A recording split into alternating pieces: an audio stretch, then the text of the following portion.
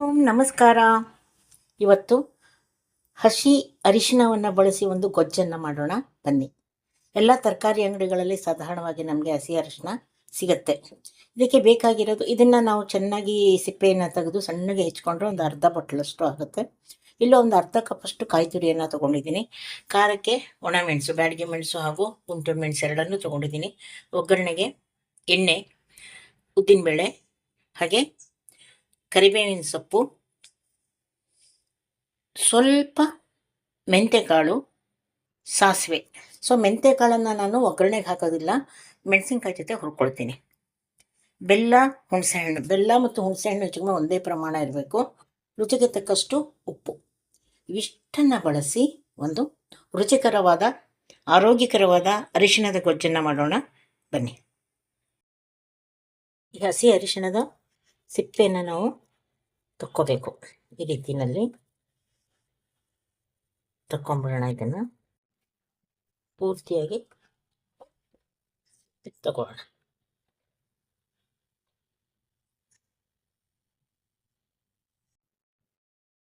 ಈಗ ಅರಿಶಿಣದ ಸಿಪ್ಪೆಯನ್ನು ತಕ್ಕೊಂಡಿದ್ದೀವಿ. ಇದನ್ನು ಸಣ್ಣ ಸಣ್ಣ ಪೀಸ್ಗಳ ಕಟ್ ಮಾಡ್ಕೋಬೇಕು. ಈ ಥರ ಸಣ್ಣ ಸಣ್ಣ ಪೀಸಸ್ ಮಾಡ್ಕೋಬೇಕು, ತೆಳು ತೆಳು ಪೀಸಸ್ಸು. ಅಂದರೆ ಅದು ಗರಿಗರಿಯಾಗಿ ಹುರಿಬೇಕು. ಹುರಿದಾಗ ಒಂದು ಒಳ್ಳೆ ಪರಿಮಳ ಬರುತ್ತೆ ಇದರಲ್ಲಿ. ಹಾಗೆ ಒಂಥರ ರುಚಿ ಜಾಸ್ತಿ ಆಗುತ್ತೆ. ಗೊಜ್ಜಿನ ಬಣ್ಣ ಕೂಡ ತುಂಬ ಚೆನ್ನಾಗಿ ಬರುತ್ತೆ. ಹಸಿ ಅರಿಶಿಣವನ್ನು ನಾವು ಬಳಸೋದು ಭಾಳ ಒಳ್ಳೆಯದು. ನಮಗೆ ಗೊತ್ತಿದೆ, ಇಷ್ಟು ಅರಿಶಿಣ ಅನ್ನೋದು ಅದು ಕ್ಯಾನ್ಸರ್ಗಂತೂ ಒಂಥರ ರಾಮಬಾಣ ಅಂತ ಹೇಳ್ಬೋದು ಇದನ್ನು. ಇದನ್ನು ಸಣ್ಣಗೆ ಹೆಚ್ಕೊಂಬಿಡೋಣ. ಗಂಟ್ಲು ನೋವಾದಾಗ ಕೂಡ ಅರಿಶಿಣದ ಹಾಲನ್ನು ಕುಡಿದಾಗ ಒಂದು 2 ಕಾಳು ಮೆಣಸನ್ನು ಹಾಕಿ ಕುಡಿದ್ರೆ ಎಷ್ಟು ಹಿತ ಅನಿಸುತ್ತೆ. ಹಾಗೆ ಗಂಟ್ಲು ಸಮ ಆಗುತ್ತೆ ಒಂದು 2-3 ದಿವಸ ಕುಡಿದ್ರೆ. ಗೊತ್ತಿರೋದನ್ನು ಸಣ್ಣ ಸಣ್ಣದನ್ನು ನಾವು ಅಡುಗೆಯಲ್ಲಿ ಬಳಸ್ತಾ ಹೋದರೆ, ಗೊತ್ತಿಲ್ಲದ ಹಾಗೆ ನಾವು ನಮ್ಮ ಮನೆಯವರ ಆರೋಗ್ಯವನ್ನು ನಾವು ಅಡುಗೆ ಮನೆಯಿಂದನೇ ಸಾಕಷ್ಟು ಕಾಪಾಡ್ಕೊಳ್ಬೋದು. ನೋಡಿ, ಇದನ್ನು ಹೀಗೆ ಎಲ್ಲ ಕಟ್ ಮಾಡ್ಕೊಂಬೋಣ. ಓಕೆ, ನೋಡಿ ಈಗ ಅರಿಶಿಣ ಎಲ್ಲ ನಾವು ಹೆಚ್ಕೊಂಡಿದ್ವಿ. ಎಷ್ಟು ತಾಜಾ ಇದೆ ಅಂದರೆ ಇದನ್ನು ಹೆಚ್ಚುತ್ತಾ ಇದ್ದರೆ ಪಟಕ್ ಪಟಕ್ ಪಟಕ್ ಅಂತ ಹಿಂಗೆ ಮುರ್ಕೋತಾ ಇದೆ. ಒಳ್ಳೆ ಕ್ಯಾರೆಟ್ ಇದಾಗಲ್ವ, ಅದೇ ಥರ ನೋಡಿ. ಇದಿಷ್ಟನ್ನು ಒಂದು ಹೇಳಿದ್ದೆ ನಾನು ನಿಮಗೆ, ಅರ್ಧ ಬಟ್ಲು ಹಾಕಬಹುದು ಅಂತ. ಇಷ್ಟಾಗಿದೆ. ಇದನ್ನು ಒಂದು ಬಾಣಲಿಗೆ ಹಾಕ್ಕೊಂಡು ಹುರ್ಕೊಂಡ್ಬಿಡೋಣ. ಬಾಣಲಿ ತೊಗೊಂಡಿದ್ದೀನಿ, ಬಾಣಲಿಗೆ ಹಾಕ್ಕೋತಾ ಇದ್ದೀನಿ. ಇದನ್ನು ಒಂಚೂರು ಎಣ್ಣೆಯನ್ನು ಸೇರಿಸ್ಕೊತೀನಿ. ಒಂದು ಸ್ಪೂನಷ್ಟು ಎಣ್ಣೆ ಸಾಕು. ಇದನ್ನು ಹುರ್ಕೊಂಬಿಡೋಣ ನೀಟಾಗಿ.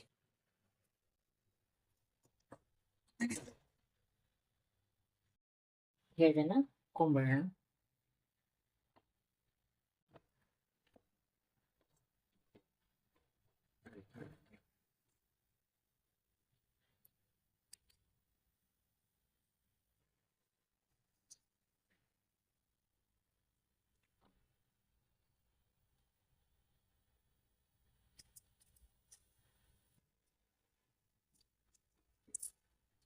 ಸಣ್ಣ ಉರಿಯಲ್ಲಿಟ್ಟು ಗರ್ಗರಿ ಆಗೋಂಗೆ ಹುರ್ಕೊಳ್ಳೋಣ. ಇದನ್ನು ಹಸಿ ವಾಸನೆ ಹೋಗಬೇಕು ಅಲ್ಲಿ ತನಕ. ಸಣ್ಣ ಉರಿಯಲ್ಲಿ ಇಟ್ಕೊಂಡು ನಾವು ಬೇರೆ ಕೆಲಸ ಮಾಡ್ತಾ ಈ ಕೆಲಸವನ್ನು ಕೂಡ ಮಾಡ್ಬೋದು.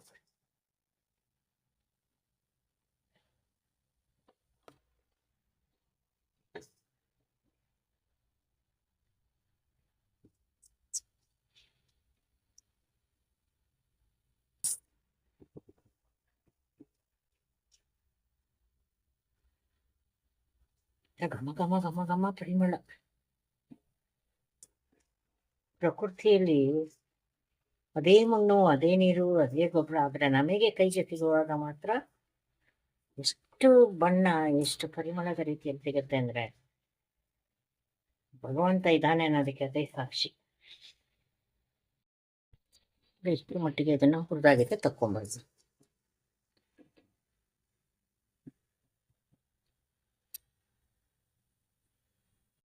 ಹುರಿದ್ಮೇಲೆ ಇದು ಸ್ವಲ್ಪ ಕಡಿಮೆ ಆಗುತ್ತೆ, ಬಚ್ಚತ್ತೆ, ಅಂದರೆ ಸಣ್ಣ ಸಣ್ಣ ಆಗುತ್ತೆ. ಇದು ಅದರಲ್ಲಿರೋ ನೀರಿನ ಅಂಶ ಎಲ್ಲ ಹೋಗ್ಬಿಡುತ್ತೆ. ಈಗ ಒಂದೇ ಒಂದು ಚೂರು ಮೆಂತೆಕಾಳು, ಒಂದು 1/4 ಚಮಚ ಅಷ್ಟೇ. ಅದು 1/4 ಚಮಚ ಅಲ್ಲ, ಒಂದು 15-20 ಕಾಳು ಅನ್ಬೋದು. ಅಷ್ಟನ್ನು ತಗೊಂಡಿದ್ದೀನಿ. ಇದ್ರ ಜೊತೆಗೆ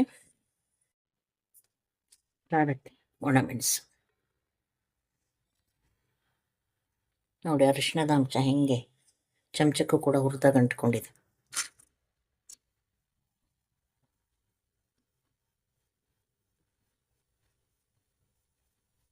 ನಾನು ಇದಕ್ಕೆ ಇಂಗನ್ನು ಬಳಸ್ತಾ ಇಲ್ಲ, ಯಾಕಂದರೆ ಅರಿಶಿಣಕ್ಕೆ ತನ್ನದೇ ಆದಂಥ ಒಂದು ಪರಿಮಳ ಇದೆ. ಆ ಪರಿಮಳ ಹಾಗೇ ಇರಲಿ ಅಂದ್ಕೊಂಡು ಸ್ವಲ್ಪ ಮೆಂತ್ಯಕಾಳು ಚಟಪಟ ಅನ್ನೋ ತನಕ ಹುರ್ಕೊಂಡು ಆಯ್ತು. ಚಟಪಟ ಅಂತ ಇದೆ, ಆಫ್ ಮಾಡಿಬಿಡ್ತೀನಿ ಒಲೆನ. ನಾವು ಗೊಜ್ಜನ್ನು ತುಂಬ ದಿವಸ ಇಡ್ತೀವಿ ಅಂತಾದರೆ ನಾವು ಹಸಿ ಕೊಬ್ಬರಿಯನ್ನು, ಹಸಿ ಕಾಯಿಯನ್ನು ಸ್ವಲ್ಪ ಹುರಿದು ಹಾಕ್ಬೋದು, ಇಲ್ಲ ಒಣ ಕೊಬ್ಬರಿಯನ್ನು ಬಳಸಿ ಕೂಡ ಮಾಡ್ಬೋದು. ವಾರಗಟ್ಟಲೆ ಇಡ್ಬೋದು. ಇದನ್ನು ಹೊರಗಡೆ ಸ್ವಲ್ಪ ಎಣ್ಣೆ ಬರೋ ತನಕ, ಮೇಲೆ ಎಣ್ಣೆ ತೇಲೋ ತನಕ ಚೆನ್ನಾಗಿ ಕುದಿಸ್ಕೊಂಡ್ರೆ ಇಟ್ಕೊಂಡು ಉಪಯೋಗಿಸ್ಬೋದು. ಒಂದು ಬಾಟ್ಲಿಲಿ ಹಾಕಿ ಇಟ್ಕೊಂಡ್ರೆ ನಮಗೆ ಎಮರ್ಜೆನ್ಸಿ ಇದ್ದಾಗ ಅದನ್ನು ಬಳಸ್ಕೊಳ್ಬೋದು. ಸಿಕ್ಕಾಗ ಮಾಡಿಟ್ಕೊಳ್ಳೋದು ಒಳ್ಳೆಯದು. ಇದು ಸ್ವಲ್ಪ ಆರಿದ ಮೇಲೆ ಎಲ್ಲವನ್ನು ರುಬ್ಕೊಂಬೋಣ. ಕಾಯಿಯನ್ನು ಸೇರಿಸ್ಕೊತಾ ಇದ್ದೀನಿ. ಒಂದು ಅರ್ಧ ಕಡೆ ಪೂರ್ತಿ ತಗೊಂಡಿದ್ದೀನಿ ನಾನು. ಹುರಿದಂತಹ ಅರಿಶಿಣದ ಚೂರುಗಳು,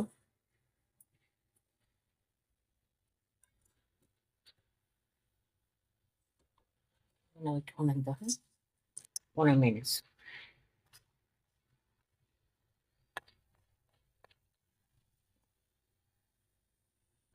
ಸ್ವಲ್ಪ ನೀರನ್ನು ಹಾಕ್ಕೊಂಡು ನೀಟಾಗಿ ರುಬ್ಕೊಂಬೋಣ.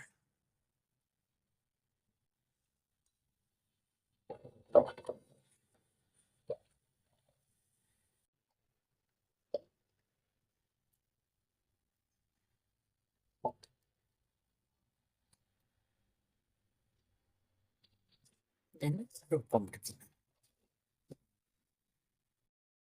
ಈಗ ರುಬ್ಕೊಂಡು ತೊಗೊಂಡಿದ್ದೀನಿ.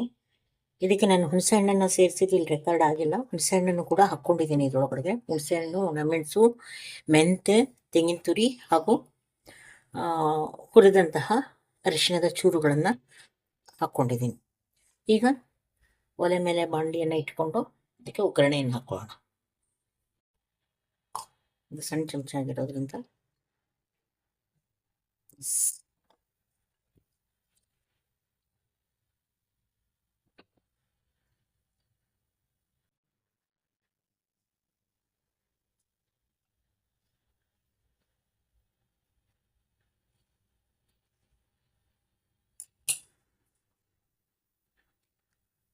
ಒಂದು ಅರ್ಧ ಚಮಚ ಸಾಸಿವೆಯನ್ನು ಇಟ್ಕೊಂಡಿದ್ದೆ, ಅದನ್ನು ಹಾಕ್ಕೊಳ್ತಾ ಇದ್ದೀನಿ.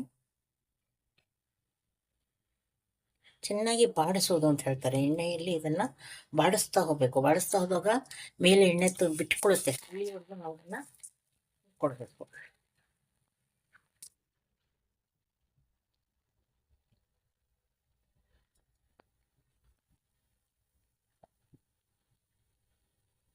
ಇದನ್ನು ಸೇರಿಸ್ಕೊಳ್ಬೋದು.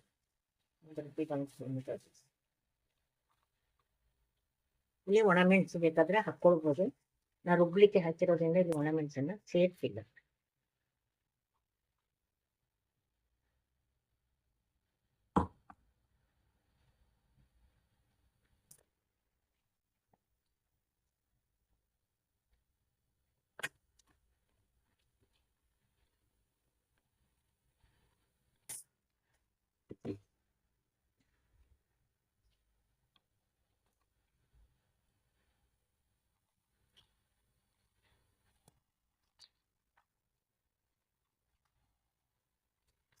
ರುಬ್ಬಿರೋದು ಕೂಡ ನಯವಾಗಿ ರುಬ್ಬಿನ, ಚಟ್ನಿಗಿಂತ ನೈಸ್.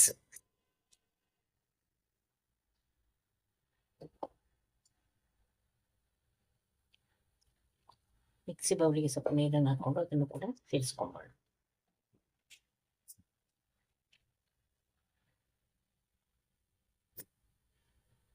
ಇನ್ನೂ ಒಂದು ಸ್ವಲ್ಪ ನೀರು ಹಿಡಿಯುತ್ತೆ ಇದಕ್ಕೆ.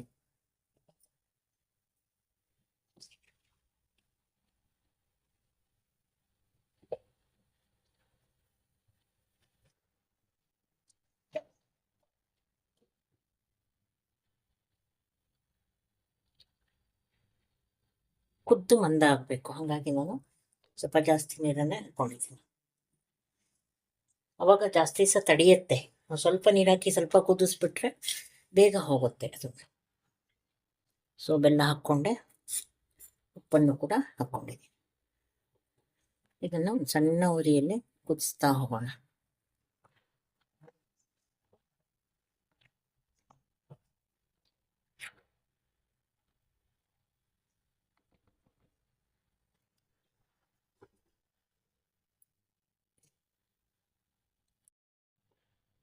ನೋಡಿ ಹೇಗೆ ಕುದೀತಾ ಇದೆ ಈಗ.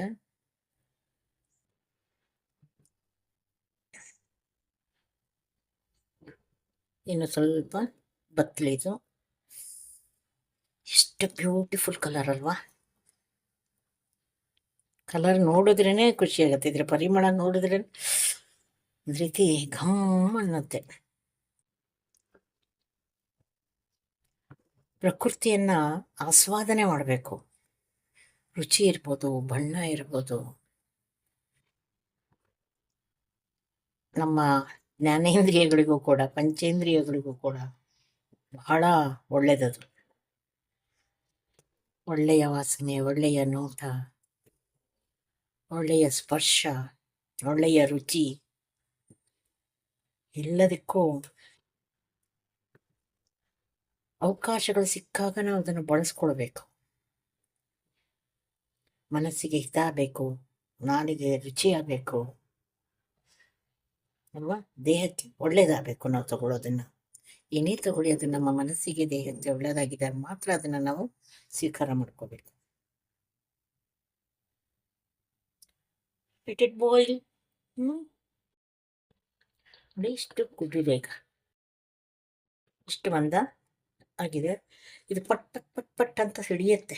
ನೋಡಿ ಸೈಡಲ್ಲೆಲ್ಲ ಎಣ್ಣೆ ಬಿಟ್ಕೊಂಡಿದೆ, ನೋಡಿ ಸೈಡಲ್ಲೆಲ್ಲ ಎಣ್ಣೆ ಇದೆ. ಇಷ್ಟಾದರೆ ಸಾಕು.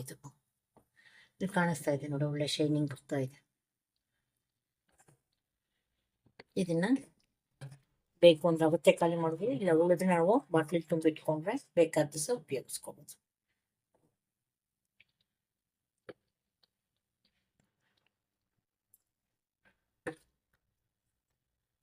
ಪಟ್ ಪಟ್ ಅಂತ ಸಿಡಿಯೋದ್ರಿಂದ ಈ ಥರ ಯಾವ್ದಾದ್ರು ಒಂದು ಮುಚ್ಚಳವನ್ನು ಹಿಂಗೆ ಮುಚ್ಚಿ ಇಟ್ಟು ಸಣ್ಣ ಉರಿಯಲ್ಲಿ ಕುದಿಸೋದು ಒಳ್ಳೇದು. ಕೈ ಮೇಲೆ ಹಾರುವಂಥ ಸಾಧ್ಯತೆ ಇರುತ್ತೆ. ಸೊ ಇದನ್ನ ಮುಚ್ಚಿಟ್ಕೊಂಡು ತಣ್ಣಗಾದ ಮೇಲೆ ಅರಿಶಿಣದ ಗೊಜ್ಜು ಈ ಥರ ಇದೆ. ಫುಲ್ ಎಣ್ಣೆಯನ್ನು ಬಿಟ್ಕೊಂಡಿದೆ. ಇದನ್ನು ನಾವು ತಣ್ಣಗಾದ್ಮೇಲೆ ನೀಟಾಗಿ ಬಾಟ್ಲಿಯಲ್ಲಿ ತುಂಬಿ ಇಟ್ಕೋಬೋದು. ಬಿಸಿ ಬಿಸಿ ಅನ್ನಕ್ಕೆ ಹಾಕೊಂಡು ತಿನ್ನಿ, ಮತ್ತೆ ತುಪ್ಪ ಗಿಪ್ಪ ಬೇಕು ಅಂತ ಎಲ್ಲ ಹಾಗೆ ತಿನ್ಬೋದು, ಚೆನ್ನಾಗಿರುತ್ತೆ.